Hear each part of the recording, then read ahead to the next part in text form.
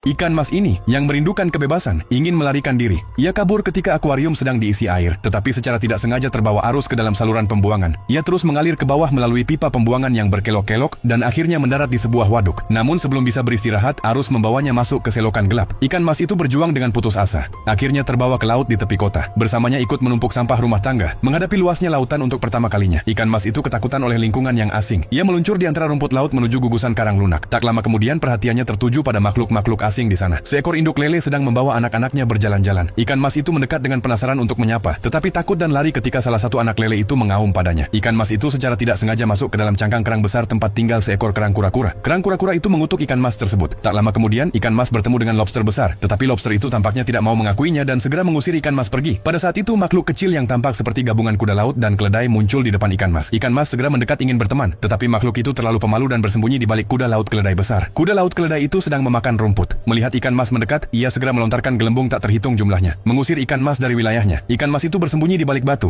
merasa dirugikan dan bingung harus pergi kemana. Namun, ia tidak menyadari bahwa ia sudah menjadi target monster. Melihat ikan mas mendekat, kepiting pertapa yang telah mengintai lama segera mengulurkan capit tajamnya dan menyerang ikan mas dengan panik. Untungnya, ikan mas cepat-cepat bersembunyi di dalam cangkang kerang. Ia berniat melarikan diri dengan menyamar sebagai siput laut, tetapi saat melewati cabang penyamarannya tersingkap. Kepiting pertapa segera mengetahui tipu muslihatnya, tetapi ikan mas sendiri tidak menyadarinya. Tanpa disadari, ia naik ke tentakel gurita raksasa. Kepiting pertapa ingin menyerang dari belakang, tetapi secara tidak sengaja membangunkan gurita raksasa. Menyadari tak sebanding dengan gurita itu, ia terpaksa melepaskan mangsa. Pada saat itu, ikan mas telah berada di depan gurita raksasa. Melihat makhluk raksasa itu, ia berbalik dan lari ketakutan. Tetapi gurita raksasa menggunakan pengisap di tentakelnya untuk mencengkeram ikan mas dengan kuat. Ikan mas berjuang dengan putus asa dan kemudian bersembunyi di balik batu besar, tidak menyadari bahwa dua tentakel gurita telah mengikutinya. Saat melarikan diri, berkat gerakannya yang gesit, ikan mas berhasil membuat kedua tentakel itu menempel satu sama lain. Tepat saat akan menghela napas lega, ia berbalik dan melihat kepiting pertapa lagi. Ternyata kepiting itu telah menunggu di luar. Kini ia mengayunkan capitnya lagi untuk menyerang ikan mas, tetapi kali ini berbeda dari sebelumnya. Predator yang lebih besar dari kepiting muncul. Hiu hijau menelannya dengan sekali tegukan dan kemudian mengejar ikan mas. Untungnya ada kapal karam yang ditinggalkan di dekat situ. Ikan mas menggiring hiu hijau ke dalam kabin dan membuatnya tersangkut di pintu keluar yang sempit. Hiu hijau berusaha melepaskan diri dengan sekuat tenaga. Ikan mas membawanya ke gugusan karang emas yang padat. Hiu hijau mengintip kepalanya dari karang. Ikan mas sudah menaiki elevator gelembung dan naik menuju permukaan. Hiu hijau yang enggan berhenti mengejar, bahkan memerintahkan kepiting pertapa di mulutnya untuk menyerang ikan mas dengan ganas. Sekejap kemudian gelembung itu pecah dan menyebar menjadi ribuan gelembung kecil. Pada saat yang sama, ikan mas terbangun dari mimpi buruknya dan jatuh dari kursi. Ia melihat sekeliling pada lingkungan yang familiar dan menyadari bahwa semua yang baru terjadi hanyalah ilusi. Ikan mas itu menghela napas lega. Mulai sekarang ia tak pernah ingin melarikan diri lagi.